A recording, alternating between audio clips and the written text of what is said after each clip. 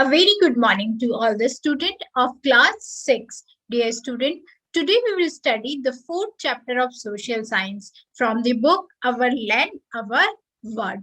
So, dear student, let's study the fourth chapter of social science. So, dear student, this is the fourth chapter of social science named as Harappan civilization the rise of urbanism. तो बच्चों इस chapter में which is a fourth chapter of social science हम किसके बारे में पढ़ेंगे?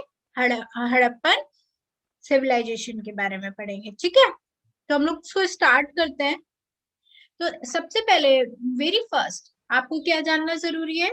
What are the learning objective of this chapter, मतलब इस चैप्टर के लर्निंग ऑब्जेक्टिव्स क्या हैं। ठीक है, तो इस चैप्टर के लर्निंग ऑब्जेक्टिव आप मेरे स्क्रीन पर देख पा रहे हैं कि सबसे पहले हम द राइज ऑफ अर्बनिज्म पढ़ेंगे। ठीक है, ये हमारा क्या है? फर्स्ट लर्निंग ऑब्जेक्टिव है। तो सबसे पहले इस चैप्टर में हम लोग क्या पढ़ेंगे? सिग्निफिकेंट टर्म्स पढ़ेंगे कि इस चैप्टर में इंपॉर्टेंट टर्म्स, सिग्निफिकेंट टर्म्स मतलब इंपॉर्टेंट टर्म्स कौन से हैं, मतलब जो जिनकी डेफिनेशन जानना आपके लिए जरूरी है। ठीक है, तो उन्हें हम क्या कहते हैं? सिग्निफिकेंट टर्म पर कहते हैं। सबसे पहले हम किसके बारे में पढ़ेंगे? सबसे पहले हम किस वर्ड को जानेंगे? कल्चर, कि कल्चर क्या होता है। ठीक है, तो कल्चर क्या है? The culture is the way of life, art, architecture, thinking, behaviour and belief of a community. तो कल्चर हम किसे कहते हैं? Way of life, art, architecture, thinking, behaviour and belief of a community को हम क्या कहते हैं? कल्चर कहते हैं। ठीक, नंबर 2 इज सिविलाइजेशन। हम सिविलाइजेशन किसे कहते हैं? Civilization, which is the stage in the development of culture when it became more varied, advanced and well organized. Civilization क्या है? Stage of development of a culture, एक कल्चर की, किसी culture की, यानी कि जो आपकी वे ऑफ लाइफ है, जो आपकी वे ऑफ थिंकिंग है, जो आपका वे ऑफ बिहेवियर है, उसी का एक डेवलपमेंट होता है, जो उसका एक जो डेवलपमेंट स्टेज है उसे हम क्या कहते हैं? सिविलाइजेशन कहते हैं। ठीक है, okay. The third important significant term is seal. What is seal? Clay tablets used by Harappan merchants to stamp their goods, which is called seal.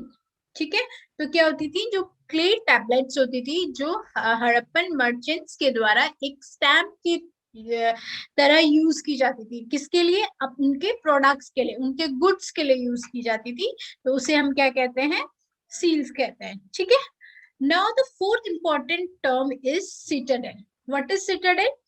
तो सिटाडेल को हम हिंदी में बच्चों क्या कहते हैं? सिटाडेल को हम हिंदी में गढ़ कहते हैं। गढ़ क्या होता है? A fort-like raised part of Harappan cities where public building, place of worship, workshop were built. तो उस गढ़ में क्या होता है? एक वॉर प्रोटेक्टेड एरिया होता है जहां पर प्लेस ऑफ वर्शिप यानी कि पूजा का स्थान, पब्लिक बिल्डिंग्स, वर्कशॉप, ये सारी चीजें हड़प्पन सिटीज में होती थी, तो उसे हमने क्या बोला? सिटाडेल बोला। ठीक है, गढ़ यानी कि दुर्ग, उसे हम क्या कहते हैं? सिटाडेल कहते हैं। तो now what is the next important term? So the next important is term is granaries. What is granaries? Let's understand it. A granaries means storehouse where the Harappan people stored their extra produce. जहां पर जो Harappan peoples होते थे वहां पे क्या करते थे? गोडाउन्स में अपने एक्स्ट्रा प्रोड्यूस, जो उनके एक्स्ट्रा प्रोडक्ट्स होते थे, उनको स्टोर करते थे, उसको बोलते हैं granaries. The six important term is great public bath. What is great public bath? A big tank and Mohenjo-daro used by the public on religious occasions is called Great Public Bath. ठीक है, now the last important term is oligarchy is the seventh and last important term of the significant term. Okay, now What is oligarchy? Oligarchy is a rule of few. Is called rule of few. Is called oligarchy. ठीक है? So dear student, now we will understand the rise of urbanism. मतलब urbanism का उदय कैसे हुआ, कैसे urbanism हमारी society में आया. ठीक है? तो अगर मैं अर्बनिज्म की बात करूं, जो हमारा चैप्टर का सबसे इम्पोर्टेंट और जो सबसे पहला लर्निंग ऑब्जेक्टिव है, तो अर्बनिज्म क्या है. ठीक है? Basically, urbanism is a concept mostly used by sociologists as the process by which a section of population adopts an urban way of life while residents in a rural area. तो urbanism क्या है? Urbanism वो है जो शहरीकरण, मतलब शहर में रहने वाले लोगों की लाइफ को अडॉप्ट करते हैं, उसे हम क्या बोलते हैं? अर्बन लाइफ बोलते हैं, कंपेयर देन रूरल एरियाज. ठीक है? तो वही आपका अर्बनिज्म है. Now the student, this is very important definition of the chapter. Examiner can ask what is urbanisation. ठीक है? तो the answer is urbanisation means a process of transformation from rural to urban. तो urbanisation क्या है? एक process है rural से urban areas में जाने का. मतलब the process of transformation from rural to urban, which is called urbanisation. ठीक है? Very important definition of the chapter. ठीक है? What is urbanisation? So it is socio economic process by which an increasing proportion of an area becomes concentrated into town and cities. It's called what? Urbanization. ठीक है? Urbanization की definition आपको आ गई. ठीक? So, dear student, the next important term is early civilization. मतलब वहां पर कैसी life होती थी. Let's understand this. So let's understand the early civilization. कि early civilization क्या था. ठीक है? So if we are talking about early civilization, so the early civilization, Egypt, Mesopotamia, Indus Valley and Hangho Valley grew along with the rivers because the rivers provided an abundant supply of water to support a large population, irrigate the fields. Besides, river provided cheap means of transport. These river valley civilization gave the first scripts, calendars, numerical and codes of law to the world.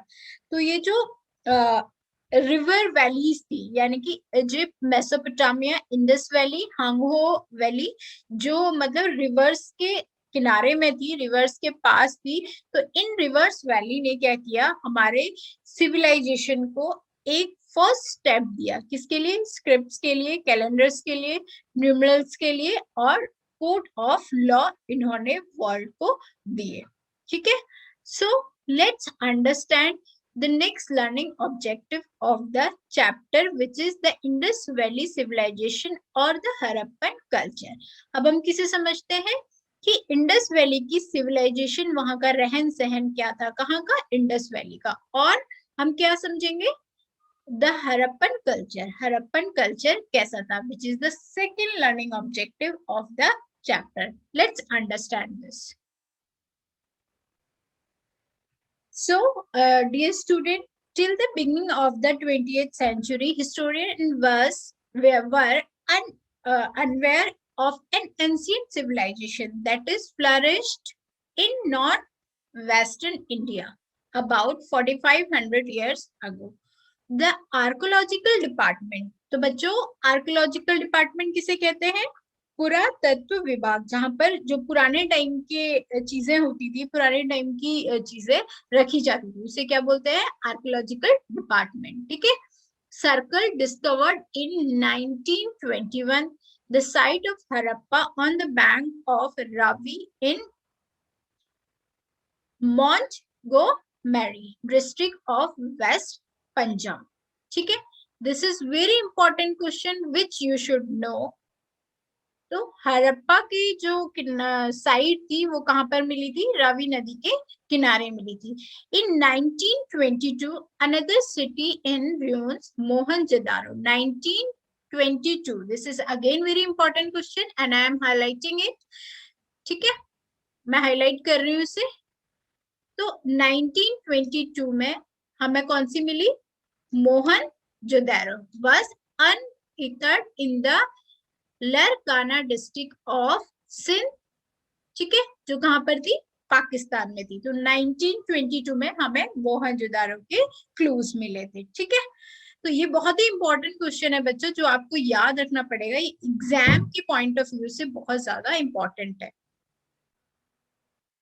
Then several excavations were then made along the Indus River and its tributaries and brought to the light of many more sites. तो जब Indus river and उसकी जो tributaries river थी, जब उनमें खुदाई हुई तो हमें बहुत सारे और नए साइट्स मिली। ठीक है, कौन कौन सी साइट मिली? हड़प्पन कल्चर हमारा डिस्कवर्ड हुआ कब? इंडस कौन सी रिवर की खुदाई हुई? इंडस रिवर एंड उसकी ट्रिब्यूटरीज की। ठीक है, Rupar on the river in Sutlej in Punjab. Rupar मिला हमें, कहां पर मिला? सतलज नदी के किनारे मिला पंजाब में। कालीबंगा मिला कहां पर? राजस्थान में। लोथल मिला रांगपुर में and Rojdi in Gujarat. Amri and Chanhudaro in Sindh. Banawali in Haryana.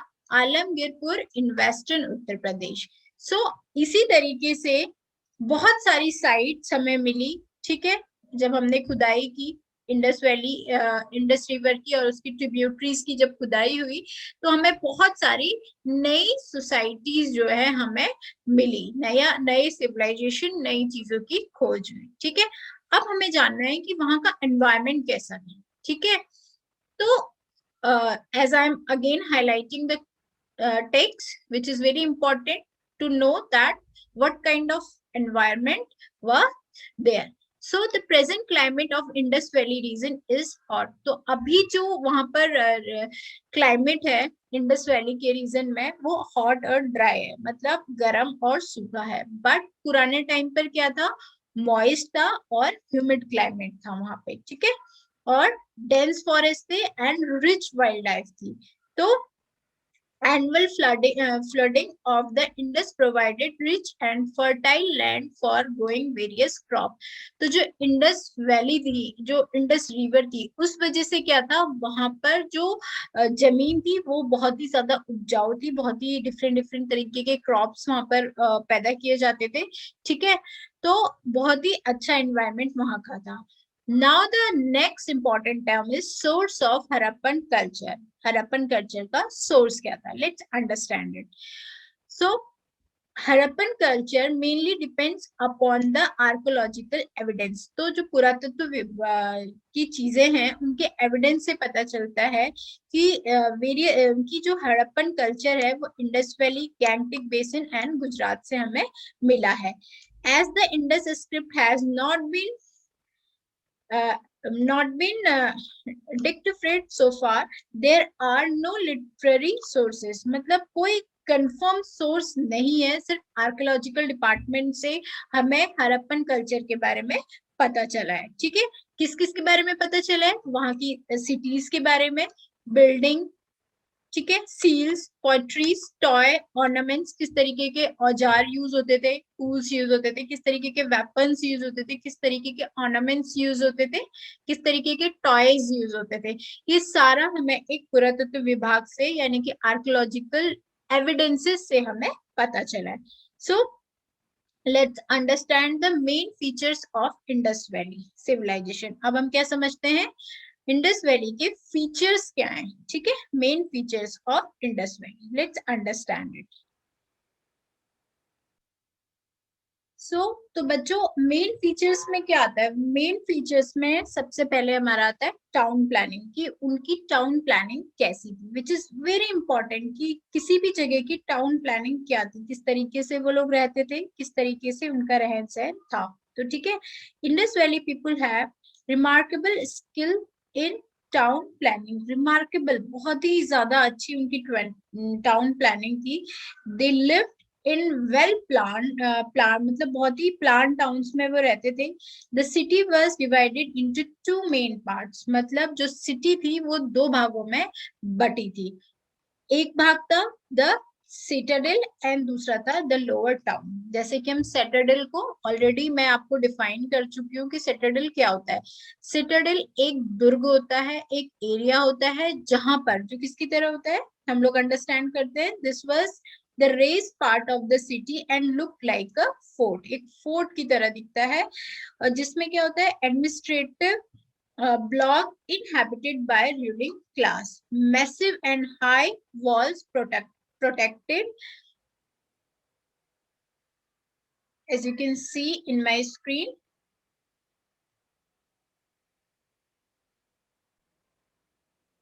Citadel from recurring floods of the Indus River. The citadel enclosed important buildings like the Great Bath, ठीक है, the granary and the assembly or of a town hall. और town hall मतलब जो बड़े बड़े buildings होती थी, जैसे टाउन हॉल्स हो गया, ग्रेट बाथ हो गया, ये सारी चीजें क्या रहती थी, सिटाडेल पार्ट में रहती थी.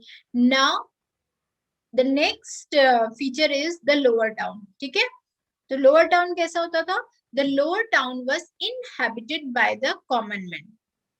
कॉमन मैन रहते थे वहां पे. ठीक है, क्या क्या चीजें होती थी, rectangular blocks by wide street and lanes cutting each other at right angle forming a grid. The road were provided with lamppost means of lighting them. The street were paved with fireback bricks. They were kept clean. Factories and bakeries were not permitted to build within the limit of the town to avoid pollution. तो देखिए कितना कितना मतलब सोच के एक planning की गई थी टाउन की, पोल्यूशन को सोचते हुए. बेकरीज और फैक्ट्रीज लोअर टाउन में अलाउड नहीं थी. ठीक है, now the second important term is well plan drainage system. As you can see in my screen, the process of drainage system. तो क्या था इंडस वैली के लोगों का drainage system? They had concern of sanitation. They built an underground drainage system. उन्होंने क्या था, उनका जो ड्रेनेज सिस्टम था वो अंडरग्राउंड होता था. The main drain line with brick, ठीक है, and sludge main drain was lined with bricks. The sludge water was discharged through well-covered street drains. ठीक है, manholes were provided for periodic cleaning. So the next important term is majestic building. Let's understand majestic building.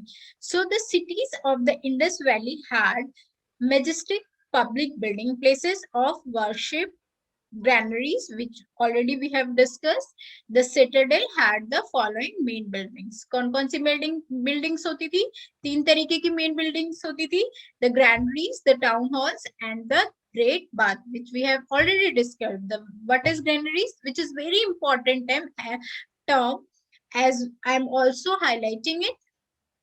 किसे बोलते थे, it was the largest building in the citadel at Mohenjodaro. ये largest building होती थी Citadel यानी कि फोर्ट के Mohenjodaro fort की एक लार्जेस्ट बिल्डिंग होती थी जिसे द ग्रैंडरी बोला जाता था.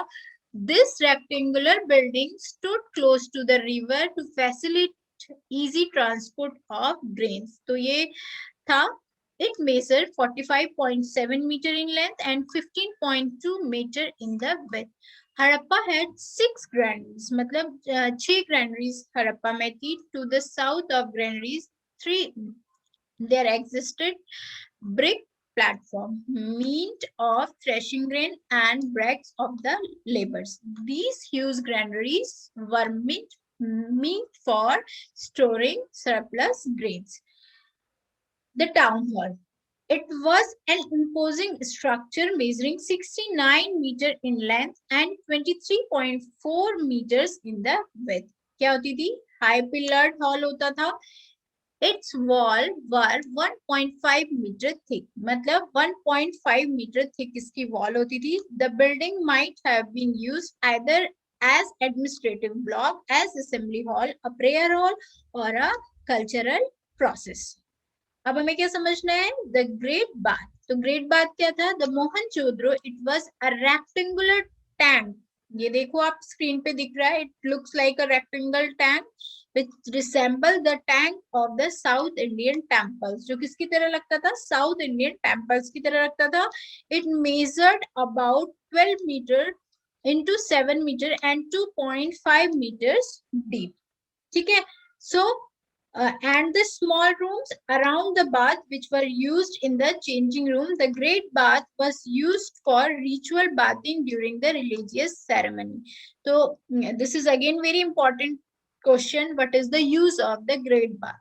So the answer is the great bath was used for ritual bathing. मतलब जब religious ceremony होती थी, जैसे कोई festival होता होगा या फिर लाइक हम कहते हैं जैसे हमारे यहाँ दिवाली होती है, उनका कुछ रिलीजियस फेस्टिवल्स होते होंगे, तो उस समय रिचुअल के टाइम पे ये यूज होते थे. क्या? The great bath, which is very important question.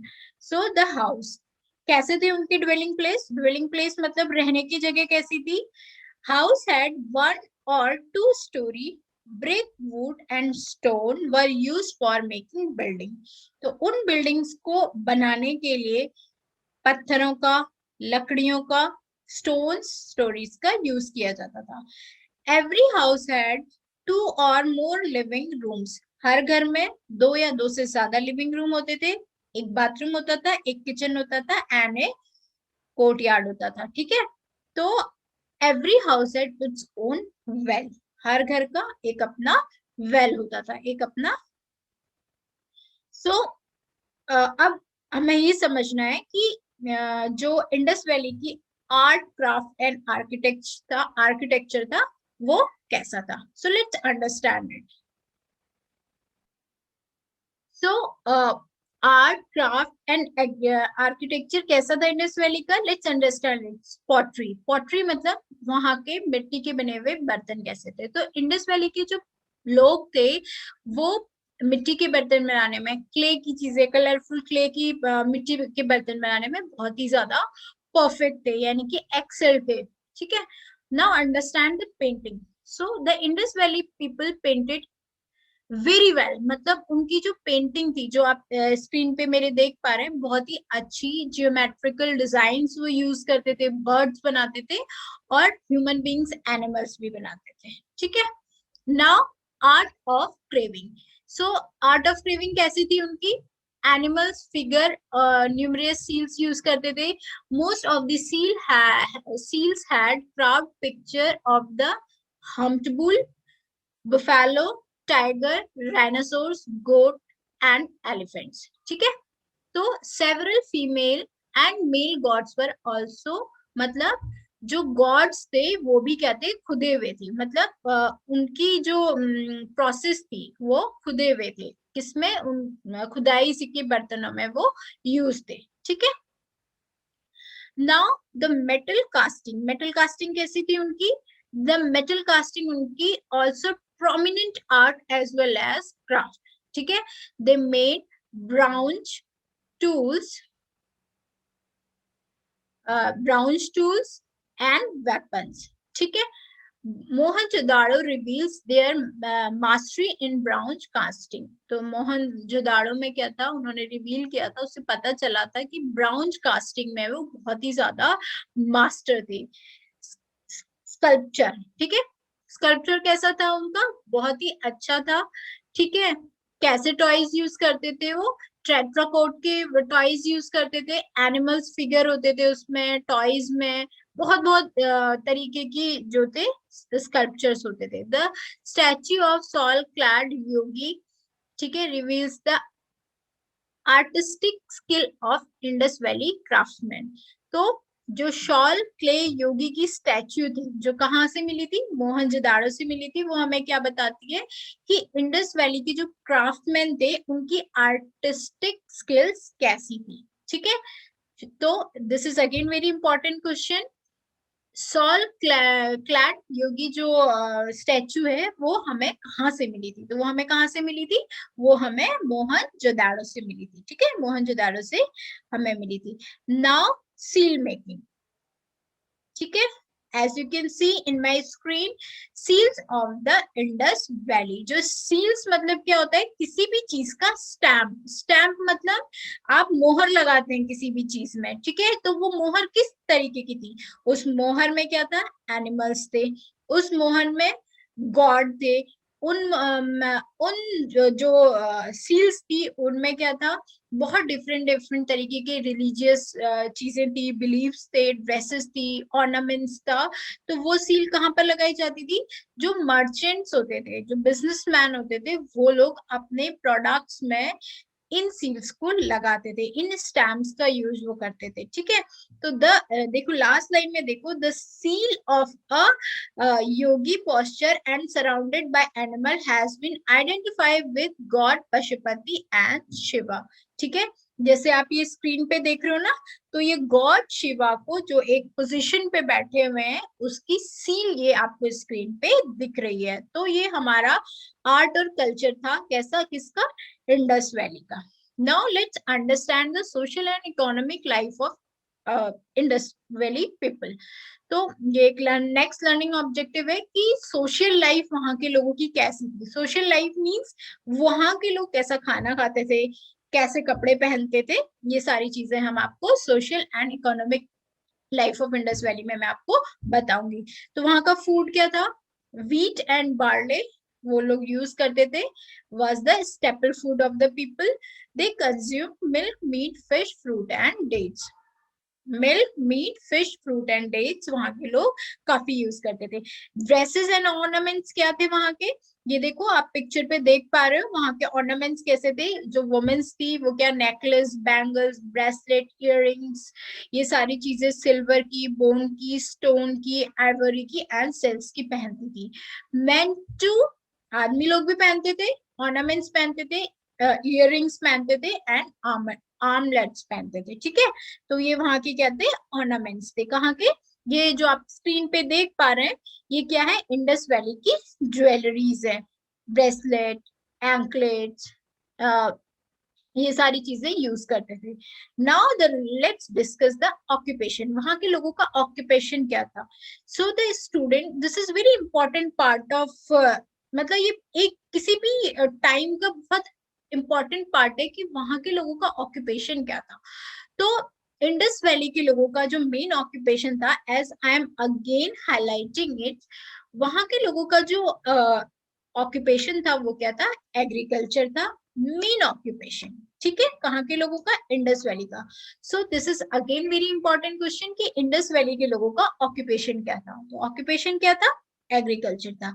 They irrigate their land with food, flood water. वो अपने जो लैंड होते थे उसको फ्लड वाटर से, जो बाढ़ में जो पानी आता है उससे वो इरिगेट करते थे। ठीक है, तो क्या क्या होता था देखिए, दे ग्रू क्या क्या पैदा करते थे? व्हीट, बार्ले, मस्टर्ड, सीसम, कॉटन, मिलेट्स, वेजिटेबल्स वो यूज करते थे। ठीक है, कॉटन का बहुत ज्यादा यूज होता था। Pottery, smith, spinning and weaving were other occupation, ये सारे उनके अदर ऑक्यूपेशंस थे। और ज्वेलरी भी वो लोग बनाते थे, ज्वेलरी भी वो प्रोड्यूस करते थे। तो ये तीन जो ऑक्यूपेशन थे ये वहां के मेन ऑक्यूपेशन थे। एक तो एग्रीकल्चर हो गया, ठीक है, और क्राफ्ट हो गया, पॉटरी मेकिंग हो गया, और आई मीन स्पिनिंग हो गया, वीविंग हो गया, ये सारे उनके मेन ऑक्यूपेशन थे। ठीक है, और उसके बाद थर्ड क्या था? वो ज्वेलरीज बनाते थे, मेटल, सेल्स, बोन्स की वो क्या करते थे? ज्वेलरीज बनाते थे। ठीक है, तो ऑक्यूपेशन हो गया। तो let's understand trade and commerce. ठीक है, बहुत अगेन इंपॉर्टेंट पार्ट है किसी भी जगह का। तो वहां का ट्रेड और कॉमर्स कैसा था? इंटरनल एंड एक्सटर्नल बहुत ही ज्यादा फ्लरिश था। ठीक है, several Mesopotamia's seals have been found at various sites of Indus Valley. Indus Valley seals have been found in Mesopotamia, which indicates the foreign trade across the seas exists। मतलब जो हमें Indus valley यानी कि Mesopotamia से मिला है, जो हमें क्लूज मिले हैं उसके अनुसार क्या था कि फॉरेन ट्रेड्स भी समुद्र के द्वारा होते थे. The remain of dockyard at Lothal in Gujarat confirm maritime activities, मतलब for trade and commerce, मतलब trade and commerce के लिए समुद्र के द्वारा ये सब होता था. ठीक है. और वहां के लोग किस चीज का ट्रेड करते थे? वहां के लोग जो ट्रेडिंग होती थी वो किस चीज की होती थी? वो टिन की होती थी, कॉपर की होती थी, गोल्ड की होती थी, टिम्बर सिल्वर की होती थी. ठीक है. ऑर्नामेंट्स की होती थी. Now the next important part is pastimes and amusements. ठीक है. तो क्या था वहां का? गेम्स क्या थे? कैसे वो लोग अपने आप को एंजॉय करते थे? कैसे वो अपनी लाइफ में खुश रहते थे? वो क्या करते थे? इंडोर गेम्स खेलते थे, डाइस और marbles. They took interest in music and dance too. They made terracotta toys for amusement of children. बच्चों की खुशी के लिए वो टेट्राकोट टॉयज बनाते थे. ठीक है. Now the next important part of future of Indus Valley is religion. वहां का religion कैसा था? ठीक. तो इसको हम लोग समझते हैं. वो लोग किसकी पूजा करते थे, उनका belief system क्या था. तो as per our knowledge of the religious belief of Indus Valley people has been derived mainly from the seals and great bath. जो हमें ग्रेट बाथ और सील से मिली है वो पीपल ट्री की पूजा करते थे, which is the religious symbol in those of time. मतलब पीपल के पेड़ की वो लोग पूजा करते थे. शिवजी एंड पशुपति, शिवजी और पशुपति को वो मानते थे. ठीक है. उनकी पूजा करते थे. They also worship mother goddess who represent fertility. जो फर्टिलिटी की गॉडेस है उनकी भी वो पूजा करते थे, उनको वो मानते थे. ठीक है. तो रिलीजियस बिलीफ जो था उनका बस यही था. सोशल ऑर्गेनाइजेशन कैसा था? जो सोशल ग्रुप्स थे उनके वो तीन उनके फीचर्स हैं. ठीक है. The first one is the ruling class live in the Citadel and comprised wealthy merchant and high. मतलब जो सिटाडेल था वहां पर हाई क्लास लोग रहते थे. सेकेंड ग्रुप में जो क्राफ्टमैन होते थे, मर्चेंट्स होते थे, आर्टिशियन होते थे, वो लोग रहते थे. और थर्ड ग्रुप में कौन रहता था? थर्ड ग्रुप में लेबर क्लास लोग रहते थे सिटी के. तो सोशल ऑर्गेनाइजेशन उनकी, और फार्मर्स भी रहते थे थर्ड ग्रुप में. इस तरीके से डिवाइड थी. Now the political organisation. So there are no evidence of one single ruler or king. तो इंडस वैली में कोई भी ऐसा एविडेंस नहीं है कि कोई एक सिंगल राजा या फिर कोई रूरल था वहां का. ठीक है. तो एक जो सिटी थी वो, यही प्रोबेबिलिटी है कि वहां पर क्या था, एक एडमिनिस्ट्रेशन चैनल था जो मतलब बहुत ही ज्यादा वेल्दी मर्चेंट्स चलाते थे, प्रेस्टिज चलाते थे. ठीक है. म्युनिसिपल ऑर्गेनाइजेशन था, sanitation and regular trade, tax, ये सारी चीजें भी मतलब थी. ऑर्डर इन द सिटी, ये सिटीज में थी. तो एक civil government body Indus valley में डिजाइन थी. ठीक है. So these are the features of the Indus valley system. So let's understand the decline of the Indus Valley civilization. मतलब Indus Valley civilization कब से decline करने लगी. ठीक है. So the city of Mohenjo-daro, however, was destroyed over and over again, was rebuilt at the same site 9 times. ठीक है. The great civilization disappeared by about 1500 BC when Aryans began to arrive in India. जब Aryans का आना 1500 BC में शुरू हुआ तो Indus Valley civilization कुछ कारणों से मिटने लगी. वो कारण क्या थे? It might have been destroyed by regular floods. मतलब जो रेगुलर फ्लड्स आते थे, क्योंकि नदी के किनारे था, इंडस नदी के किनारे था, तो रेगुलर फ्लड्स आते थे, उससे डिस्ट्रॉय हुई. And epidemic might have killed the people due to deforestation on a large scale. The climate began to change and region became dry like desert. जो पेड़ों का कटाव हुआ उसकी वजह से लार्ज स्केल में क्या था, जो एरिया था वो ड्राई होने लगा. ड्राई होगा तो वो लोग खेती नहीं कर पाएंगे, सरवाइव नहीं कर पाएंगे, जो एक मेन सोर्स था किसका, उनके डेली इनकम का. ठीक है. The earthquake might have rocked the entire reason. May be वो जो सिविलाइजेशन था वो अर्थक्वेक की वजह से पूरा डिस्ट्रॉय हो गया था. And the fifth reason is the Aryan invaded their cities and destroyed them.